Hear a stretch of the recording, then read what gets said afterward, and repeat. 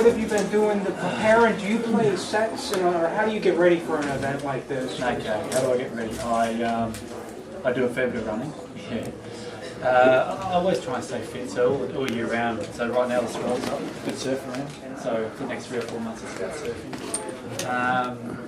I run a fair bit, I go to the gym, do that sort of stuff. And I will play a little bit, probably play 2 or 3 times a week, leading into it. And then I don't play sets because my shoulder, I've got to save it for the tournament. So after the end of this week my shoulder's gone.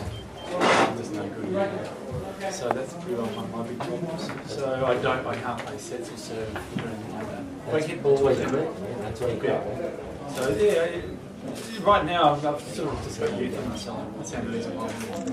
We saw like a real throwback tennis with you and Pat both of them. And do you think that style will ever come back to counterbalance what we're seeing on the ATP tour now? Probably. You think there would be a time. I think there's certainly there's room for that style of tennis, but it's a style of tennis that requires a lot of, you can't just say to a guy out there now, Murray, said let's start chip charging and serve volley. There's a whole understanding of where the court is, where to cover. How to anticipate. Yeah, anticipate how the right shot to come in on. I mean, hitting the ball and coming in is not as effective as slicing it. You want to slice and get yourself balanced at the net, because the ball comes with it slower. There's a whole lot of different range of things. So it's something, you can't just say, let's come to the net. Right, or because people say, Roddy's got a big serve, he should serve volley. Yeah, but he's not a volley. Yeah, He doesn't volley like, right. Like the old throwback.